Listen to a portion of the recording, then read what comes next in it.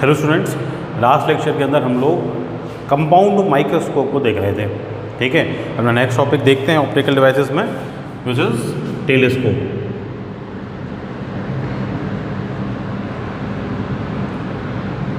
देखो भाई, टेलीस्कोप एक ऑप्टिकल डिवाइस है। क्या करता है, कोई भी दूर अपने से बॉडीज़ हैं, हेवनली बॉडीज़ जनरली, है ना, जैसे स्टार्स हो गए, अदर प्लैनेट्स हो गए, है ना, सैटेलाइट हो गए नेचुरल, है ना, उन बॉडीज़ को देखने के काम में हम लोग टेलीस्कोप को लेते हैं। ठीक है, हमसे भी बहुत दूर कोई ऑब्जेक्ट है, उसको देखने के काम में हम लोग इस टेलीस्कोप को लेते हैं। ठीक है, तो इस तरह टेलीस्कोप हमको far objects, very far objects या हेवनली बॉडीज़ की एक क्लियर इमेज दिखाता है। ठीक है भाई, वो बॉडीज़ दूर हैं, अपन से दूर है, साइज उनका बड़ा है। ठीक है, अच्छा, माइक्रोस्कोप में क्या होता था, साइज छोटा है। माइक्रोस्कोप में साइज छोटा था, वो साइज़ को बड़ा करके दिखाता था, है ना। जैसे कि बायोलॉजी के अंदर अपन को सेल देखनी है, माइटोकॉन्ड्रिया देखना है, तो साइज छोटा है। माइक्रोस्कोप क्या करेगा, उस साइज़ को बड़ा करके दिखाएगा। ठीक है ना। लेकिन टेलीस्कोप से जिन ऑब्जेक्ट्स को अपन देख रहे हैं, वो ऑब्जेक्ट तो पहले से ही बड़े हैं। जैसे कि मान लो कोई स्टार हो गया, वो स्टार तो पहले से ही बहुत बड़े साइज़ का है ना। हमारे यूनिवर्स में ऐसे स्टार हैं जो सन से भी बड़े हैं, और सन तो हमारी अर्थ से भी बड़ा है, तो उनका साइज़ पहले से बड़ा है। ठीक है, कोई प्लेनेट को अपन देख रहे हैं अपने सोलर सिस्टम के अंदर, तो उसका साइज़ पहले से बड़ा है, लेकिन अपन उसको क्लियर नहीं देख पा रहे। क्यों नहीं देख पा रहे, क्योंकि वो हमसे बहुत दूर है, उसका विजुअल एंगल हमारी आई पे बहुत छोटा बन रहा है। ठीक है, पर टेलीस्कोप क्या करता है, टेलीस्कोप उस ऑब्जेक्ट को हमारी आइज़ के पास लेके आता है। कैसे, उसकी एक बड़ी इमेज हमारी आई के पास बनाता है, मतलब एक तरीके से उसका विजुअल एंगल बढ़ा देता है। ठीक है, मतलब माइक्रोस्कोप तो बड़ा ही कर रहा है, मैग्नीफाई ही कर रहा है, लेकिन टेलीस्कोप मैग्नीफाई नहीं कर रहा, साइज़ तो पहले से ही बड़ा है उसका। मैग्नीफिकेशन का तो मतलब ये होता है कि भाई आप ऑब्जेक्ट का साइज़ छोटा है, उसके कंपैरिजन में बड़ी इमेज बना रहे हो, पर यहाँ तो ऑब्जेक्ट पहले से बड़ा है। ठीक है, उसकी आप बड़ी इमेज नहीं बना रहे हो। अब टेलीस्कोप ओनली क्या कर रहा है, उसकी क्लियर इमेज आपके लिए बना रहा है अपनी आई के पास। तो हम ये कहते हैं कि माइक्रोस्कोप तो मैग्नीफाई करता है, साइज़ को बड़ा करता है। टेलीस्कोप मैग्नीफाई नहीं करता, टेलीस्कोप रिजॉल्व करता है। रिजॉल्व करना मतलब उस इमेज को क्लियर करना, है ना। वो क्या कर रहा है कि वो जो ऑब्जेक्ट बहुत दूर है ना, साइज़ उसका पहले से बड़ा है, उसको हमारी आइज़ के पास लेके आ रहा है, उसके विजुअल एंगल को इंक्रीज़ कर रहा है। तो माइक्रोस्कोप मैग्नीफाई करता है, पर टेलीस्कोप रिजॉल्व करता है। कैसे करता है वो देखते हैं। अच्छा, इसके अंदर भी वही दो लेंस होते हैं, एक तो होगा वही ऑब्जेक्ट लेंस और एक आई लेंस, है ना। एक ऑब्जेक्ट लेंस होता है, एक आई लेंस होता है। अब ऑब्जेक्ट लेंस जो है वो इसके अंदर कैसा होता है, लार्ज होता है। ठीक है, लार्ज अपर्चर होगा उसका, और फोकल लेंथ होगी लार्ज ही, फोकस होगा लार्ज ही। ठीक है, आई लेंस जो होता है उसकी स्मॉल अपर्चर होता है। ठीक है, और स्मॉल ही क्या होती है, फोकल लेंथ होती है। ठीक है, अच्छा, लगे कैसे होते हैं, तो वही टू पाइप्स के अंदर, है ना, ऐसे एक ऑब्जेक्ट लेंस, आई लेंस, ऐसे अपन देख रहे हैं इधर से देख रहे हैं तो इधर आई लेंस, नीचे ऑब्जेक्ट लेंस, नीचे वाले पाइप में दोनों ऐसे मूव कर सकते हैं, आगे पीछे एंगल चेंज कर सकते हैं, जिसको रैक एंड पिनियन अरेंजमेंट अपन बोलते हैं। ठीक है, ऐसे अपन उसको लगा के देखेंगे तो ऐसे उसको रोटेट करवा सकते हैं, ऐसे आगे पीछे जा सकता है, तो रैक एंड पिनियन अरेंजमेंट में दोनों टू पाइप्स के अंदर कनेक्टेड होते हैं। इधर आई लेंस, आई के पास वाला जो ऑब्जेक्ट की साइड है वो क्या हो गया, ऑब्जेक्ट लेंस। अब इसमें क्या हो रहा है कि भाई ऑब्जेक्ट लेंस का अपर्चर लार्ज है, आई लेंस का अपर्चर स्मॉल है। डायग्राम देखते हैं कैसे बनेगा। लाइट मेरा ये एक एक्सेस बना लेता हूँ मैं यहाँ पे।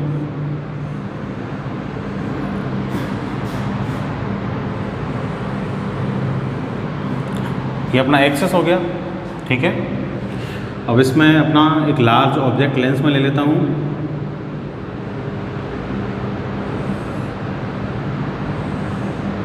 ये अपना ऑब्जेक्ट लेंस हो गया। ठीक है, इसका ऑप्टिकल सेंटर ये मैंने ओ से डिनोट कर दिया, दिस इज ऑब्जेक्ट लेंस। ठीक है, पीछे आई लेंस होगा, उसको बाद में बना लेंगे अपन। अब देखो क्या होगा कि अपनी जो हेवनली बॉडीज़ हैं, जैसे अपना प्लेनेट हो गया, स्टार हो गया, वो बहुत दूर हैं हमसे, बहुत ज़्यादा डिस्टेंस पे, मिलियंस ऑफ किलोमीटर्स, है ना, बिलियंस ऑफ किलोमीटर, इतने डिस्टेंस पे हैं। तो उनका जो डिस्टेंस है वो ऑलमोस्ट अपन क्या लेते हैं, इनफाइनाइट लेते हैं। और इनफाइनाइट से जो लाइट रेज आती है अपन जानते हैं वो पैरेलल होती हैं। इसका मतलब हेवनली बॉडी से, प्लेनेट से, स्टार से जो लाइट रेज आएंगी वो कैसी होंगी, वो पैरेलल होंगी। तो लाइट इसके सामने, इस लेंस के सामने अपन किसी हेवनली बॉडी को देख रहे हैं। एक हेवनली बॉडी है, इसको अपन देख रहे हैं। ये भी है जो हेवनली बॉडी अपन देख रहे हैं, ये स्टार या प्लेनेट जो भी है, इससे पैरेलल लाइट रेज आ रही हैं। तो एक लाइट रे तो ये ऐसे आ रही है, जो लाइट रे जा रही है ऑप्टिकल सेंटर से, लाइट रे ये फर्स्ट जो ऑप्टिकल सेंटर से जा रही है। अच्छा, इसका ये फोकल लेंथ होगी ना, ये इधर f0 है ना, फोकस होगा ये इसका f0, ऐसे इधर भी इसका फोकस लार्ज ही होगा f0, ठीक है। तो एक तो ये ऑप्टिकल सेंटर से जाने वाली लाइट रे हमेशा सीधी ये निकली, ठीक है। एक दूसरी लाइट रे जो पहली वाली लाइट रे के पैरेलल ही है, ठीक है। अब देखो ये पैरेलल आएगी, तो अपन को पता है पैरेलल आने वाली लाइट रेज क्या करती हैं, फोकस पर ज्वाइन करती हैं। तो ये दोनों, ये इधर से बेंड होगी और ये दोनों जाके ये फोकस पे ज्वाइन कर जाएंगी। तो यहाँ ये दोनों की ज्वाइनिंग हो गई और ये जो पॉइंट हो गया क्या हो गया, अपना फोकस हो गया। यहाँ ज्वाइनिंग हो गई तो यहाँ मेरे पास ये ए डैश और बी डैश क्या बन जाएगी, इमेज बन जाएगी, ठीक है भाई, इमेज बन गई। अब इस लेंस ने इमेज ऐसे बनाई, इधर दूसरा लेंस उसके सामने, ठीक है। अब ये दूसरा लेंस ये मैंने यहाँ लगाया, इसके सामने ये इमेज बन रही है, इमेज फॉर्मेशन हो रहा है। अब अपन को पता है कि ये इमेज इसके लिए ऑब्जेक्ट का वर्क करेगी, तो ये इमेज इसके फोकस और ऑप्टिकल सेंटर के बीच में होनी चाहिए, है ना, जिससे अपन की जो फाइनल इमेज है वो कहाँ बने, वो सामने ही बने, ठीक है। तो ये इमेज किसकी, लेंस 1 की, ऑब्जेक्ट लेंस की, या आई लेंस के लिए किसका वर्क कर रही है, ऑब्जेक्ट का वर्क कर रही है। यहाँ से वही एक पैरेलल लाइट रे, ठीक है, which is passing through focus, ये सेकंड फोकस से FE, ठीक है। ऐसे एक ये ऑप्टिकल सेंटर से जाने वाली। अब पीछे तो इधर की साइड तो क्या है, मिलेंगी नहीं, कहीं जाएगी, ज्वाइन नहीं करेंगी, ज्वाइन कहाँ करेंगी, आगे बढ़ाओ इनको आगे,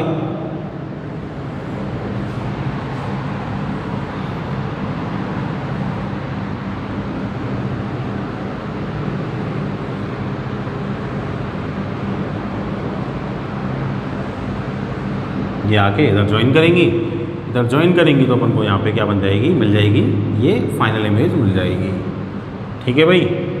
अब जब ये फाइनल इमेज मिलेगी तो देखो क्या होगा कि भाई ये अपनी फाइनल इमेज, ये फर्स्ट लेंस से इमेज, तो अपन जब ऑप्टिकल इंस्ट्रूमेंट से देखते हैं तो जो एंगल होता है उसको अपन डिनोट करते हैं बीटा से। तो ये इमेज का एंगल ये क्या हो गया, ये बीटा हो गया इधर, ठीक है। अब अपनी यहाँ आई होगी, आई से अपन देख रहे हैं, ठीक है भाई। तो ये यहाँ से आई से देखेंगे ना अपन, यहाँ से देखेंगे तो ये इसका जो एंगल है वो बीटा हो गया। ऑब्जेक्ट का जो एंगल है उसको अल्फा बोलते हैं अपन। तो देखो ये जो डिस्टेंस है ये तो इनफाइनाइट है, ये जो डिस्टेंस है दोनों लेंसेज के बीच में ये कुछ सेंटीमीटर पर मीटर में होगा, तो ये डिस्टेंस वेरी स्मॉल हो गया। तो आप चाहे ऑब्जेक्ट का एंगल यहाँ डायरेक्ट यहाँ से कैलकुलेट कर लें, या फिर ये भी एंगल ये ऑलमोस्ट सेम होंगे, भाई ये इनफाइनाइट डिस्टेंस है यहाँ, और या फिर इस एंगल को यहाँ बना लो, ऑलमोस्ट सेम आएगा, तो ये अल्फ़ा हो जाएगा ऑब्जेक्ट का एंगल। इधर से ये अल्फ़ा तो ये सामने वाला भी क्या हो जाएगा, अल्फ़ा हो जाएगा, ठीक है। डायरेक्ट ऑब्जेक्ट का एंगल, ठीक है, विदाउट ऑप्टिकल इंस्ट्रूमेंट आई के लिए, और ऑप्टिकल इंस्ट्रूमेंट से देख रहे हो तो बीटा है ही। अब मुझे क्या फाइंड करना है, मैग्नीफिकेशन, ठीक है। अच्छा ये ऑब्जेक्ट लेंस के लिए इमेज V0 से अपन ने इसको डिनोट कर दिया, ठीक है। ये इसके लिए ऑब्जेक्ट तो UE से अपन ने इसको डिनोट कर दिया, ठीक है। अब ये फाइनली ये VE हो गया, ठीक है, आई लेंस से इमेज जो बन रही है। अब मुझे क्या देखना है, मुझे तो मैग्नीफिकेशन देखना है कितना हुआ, ठीक है। अब मुझे मैग्नीफिकेशन देखना है तो एंगुलर मैग्नीफिकेशन देखना है, वो क्या होता है, एंगल किस किस का, भाई ऑब्जेक्ट का और इमेज का, निकालो। अब कैसे निकलेगा, मुझे तो एंगुलर मैग्नीफिकेशन चाहिए, तो पहले अल्फ़ा निकाल दो, वो ऑब्जेक्ट का एंगल है, तो ये अल्फ़ा है, ट्राइंगल बन रहा है यहाँ A dash B dash O, in triangle A dash B dash O। इस ट्राइंगल के अंदर अल्फ़ा निकालूँ मैं तो tan अल्फ़ा इक्वल टू क्या हो जाएगा, perpendicular A dash B dash upon base कितना हो गया B डैश O।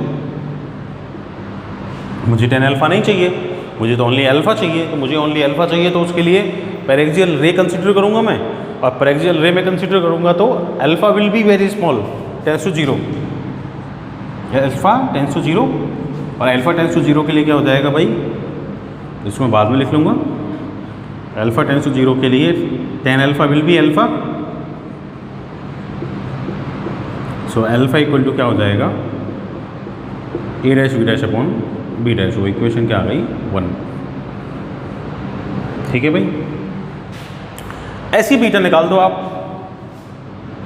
कौन सा ट्राइंगल में है बीटा, ये रहा a dash b dash e, capital E बना लेता हूँ उसको मैं, a dash b dash e, tan beta perpendicular a dash b dash, और अपॉन में क्या हो गया ये बेस कितना हो गया b डैश e। ठीक है भाई, ये b डैश e। ठीक है, तो वही पैरेक्सियल रे कंसीडर कर लो, बीटा टेंस टू 0, मुझे तो बीटा चाहिए, tan beta is beta, tan beta क्या हो जाएगा बीटा हो जाएगा, दैट मीन्स बीटा की वैल्यू क्या आ गई a dash b dash upon b dash ही आ गई। तो अपन को पता है कि भाई एंगुलर मैग्निफिकेशन क्या होता है,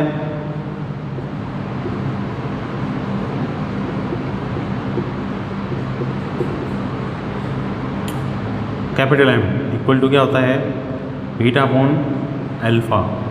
तो बीटा कितना है a dash b dash upon b dash E, upon alpha कितना है a dash b dash upon b dash O. ठीक है, ये तो कैंसिल आउट हो गया भाई अपना, m की वैल्यू कितनी आ गई, तो m मैग्निफिकेशन एंगुलर मैग्निफिकेशन कितना आ जाएगा b dash O upon b dash E.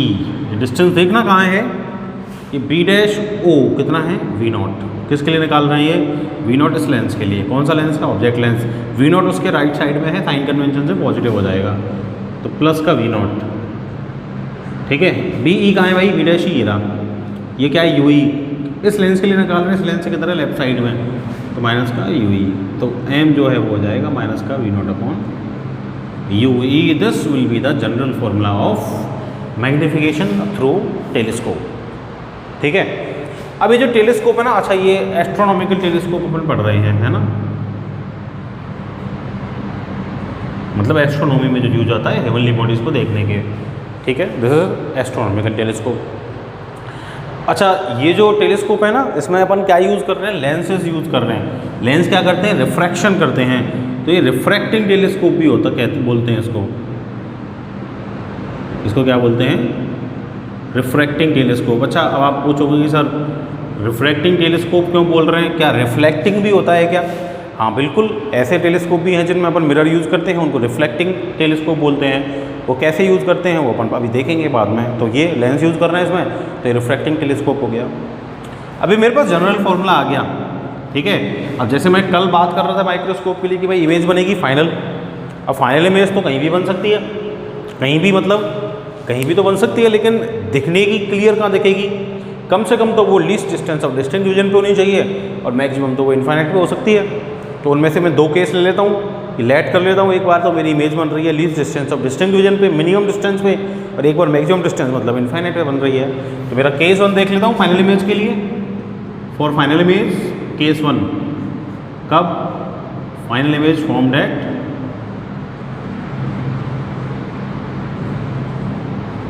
Eight least distance of distinct reason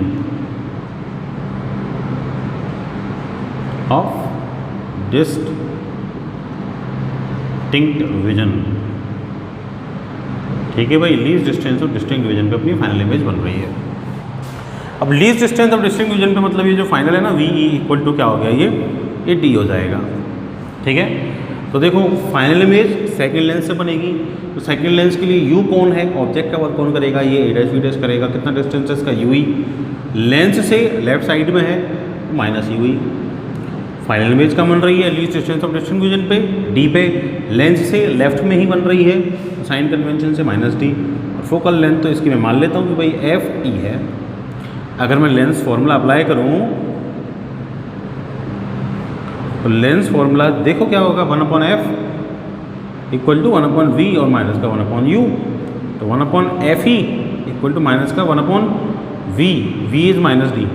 ठीक है, और minus minus plus u is minus ui, तो 1/ue क्या हो जाएगा, 1/u हो जाएगा 1/fe plus 1/d। That means अगर अपनी फाइनल इमेज कहाँ बने, least distance of distinct vision पे बने, तो 1/ue की वैल्यू क्या होगी, 1/ue की वैल्यू होगी 1/fe प्लस 1/d। तो ये 1/ue की वैल्यू यहाँ प्लेस कर सकता हूँ क्या? दैट मीन्स जो मैग्नीफिकेशन का फॉर्मूला है वो क्या हो जाएगा, उस केस में जो अपना मैग्नीफिकेशन है m वो क्या हो जाएगा, माइनस का v0 और 1/ue की वैल्यू क्या होगी 1/fe प्लस 1/d। तो this will be the formula of magnification when the final image is formed at least distance of distinct vision। आई बात समझ में? केस 2 देख लेते हैं। Case 2 when final image is formed at final image is formed at infinite। तो final image अगर infinite पे बनानी है तो ये इमेज इनफाइनाइट पे बनाई, इसके लिए इसका object a dash b dash का होना चाहिए, इसके फोकस पे होना चाहिए। दैट मीन्स देखो ये जो a डैश b डैश है ना, फर्स्ट की इमेज जो सेकंड के लिए ऑब्जेक्ट है, ये इसके तो फोकस पे है ही, ऑब्जेक्ट लेंस के तो फोकस पे है ही, साथ में आई लेंस के भी फोकस पे होना चाहिए। तो उस केस में अपनी इमेज कहाँ बनेगी, इनफाइनाइट पे बनेगी। ठीक है, दैट मीन्स ये अपना लेंस 1, ये सामने ऑब्जेक्ट लेंस, ठीक है, ये इसके सामने ये ए बी ऑब्जेक्ट, एक इससे ये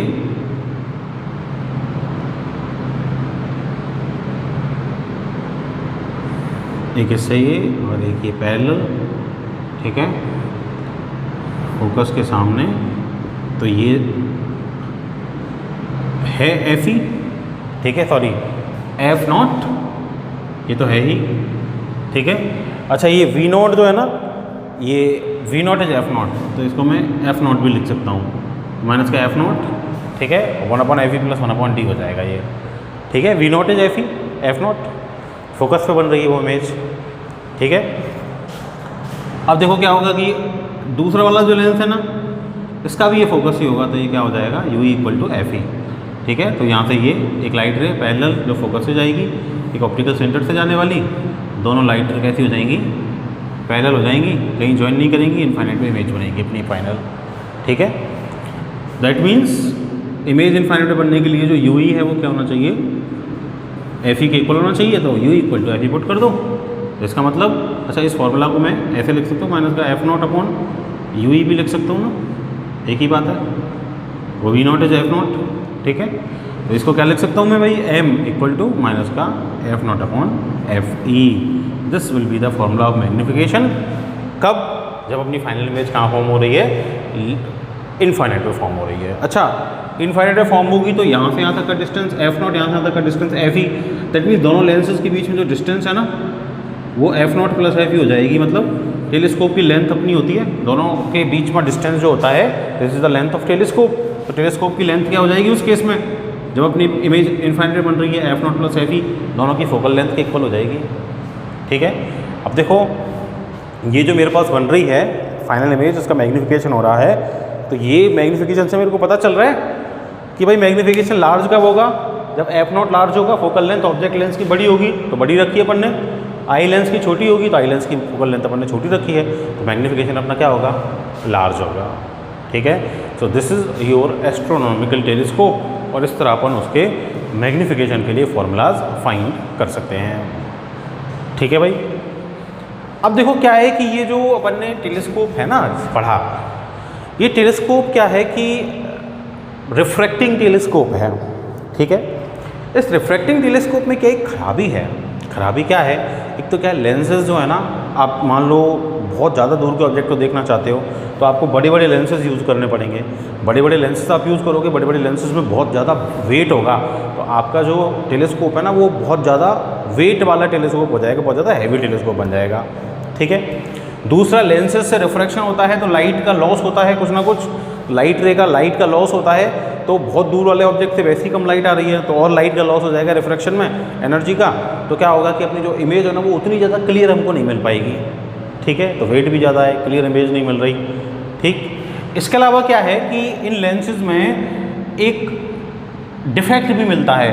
कौन सा डिफेक्ट मिलता है क्रोमेटिक एवरेशन मिलता है ना। स्फेरिकल, तो क्रोमेटिक एवरेशन में क्या होता है, देखो क्रोमेटिक एवरेशन के अंदर डिफेक्ट का नाम है, ये डिफेक्ट का नाम है, क्या बोल रहा हूँ मैं, क्रोमेटिक एवरेशन।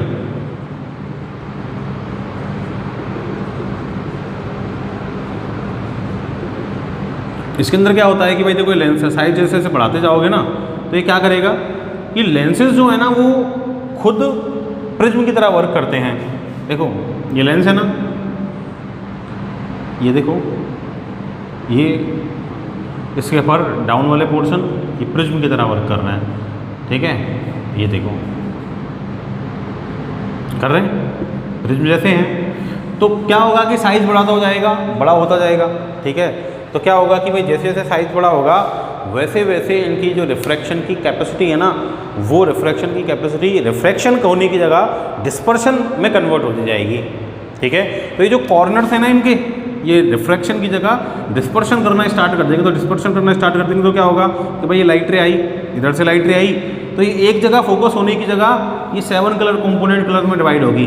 तो 7 कंपोनेंट कलर में डिवाइड होगी तो क्या होगा कि भाई 7 फोकस होंगे, क्योंकि लेंस का फोकस तो किस पे डिपेंड करता है, अपन ने पढ़ा था नीटा पे, और नीटा डिपेंड करता है किस पे, लैम्बडा पे। तो हर एक कलर डिस्पर्शन से जब हर एक कलर डिफरेंट डिफरेंट निकलेगा तो हर एक कलर लैम्बडा के लिए, हर एक के लिए नीटा डिफरेंट डिफरेंट होगा, तो हर एक के लिए क्या होगा, फोकल लेंथ भी डिफरेंट डिफरेंट होगी। तो सारे colours different different focal length पे जाके फोकस होंगे, ठीक है। मतलब कोई एक फोकस नहीं रहेगा, तो 7 कलर्स की इमेज अपन को मिलेंगी। तो क्या होगा कि उसे एक क्लियर इमेज अपन को नहीं मिलेगी। तो क्लियर इमेज नहीं मिलेगी तो क्या होगा, कोई काम का नहीं है अपन का जो इमेज बनेगा, ठीक है। उससे अपन क्लियर व्यू नहीं देख पाएंगे अपनी बॉडी का, एस्ट्रोनॉमिकल बॉडी का। तो इसके लिए ज़रूरी क्या है कि भाई ये नहीं हो। अब ये कब नहीं होगा, तो इसके लिए अपन क्या करते हैं कि रिफ्रैक्टिंग टेलीस्कोप की जगह रिफ्लेक्टिंग टेलीस्कोप यूज़ करते हैं। रिफ्लेक्टिंग टेलीस्कोप जिनके अंदर लगा हुआ होता है क्या, मिरर। अब रिफ्लेक्टिंग टेलीस्कोप कैसे काम करता है, रिफ्लेक्टिंग टेलीस्कोप में न्यूटन ने एक टेलीस्कोप बनाया था जिसको न्यूटोनिक टेलीस्कोप बोलते हैं।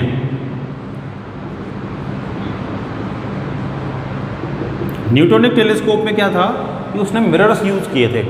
कैसे किए थे कि लाइट ये मेरे पास कोई एस्ट्रोनॉमिकल बॉडी है, इनफाइनाइट पे है, ठीक है। एक अरेंजमेंट में बना रहा हूँ, डिटेल में नहीं है आपके सिलेबस में ये न्यूटोनिक टेलीस्कोप या रिफ्लेक्टिंग टेलीस्कोप, बस उसका डायग्राम आप देख लें, है ना। कभी क्वेश्चन पूछा जाता है तो उस एडवांटेज में पूछा जाता है कि इसके क्या एडवांटेज हैं। यहाँ एक अपना ये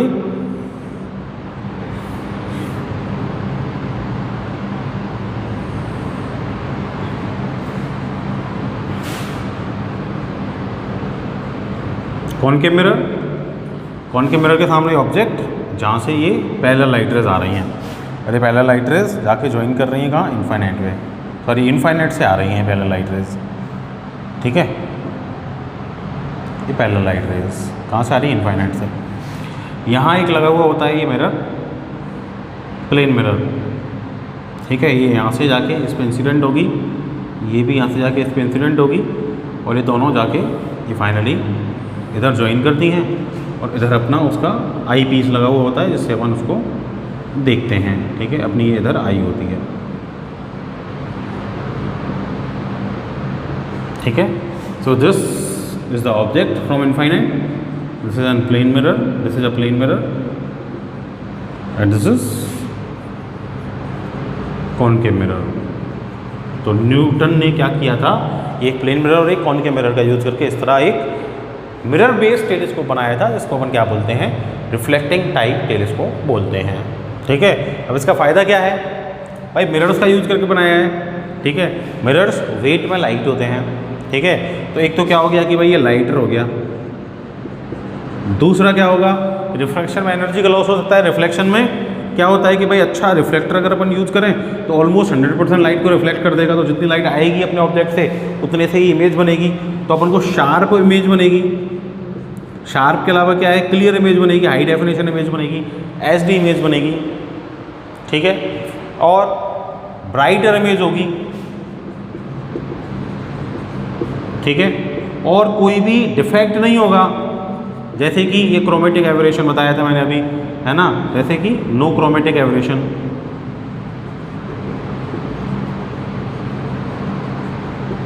ठीक है, ये भी नहीं होगा।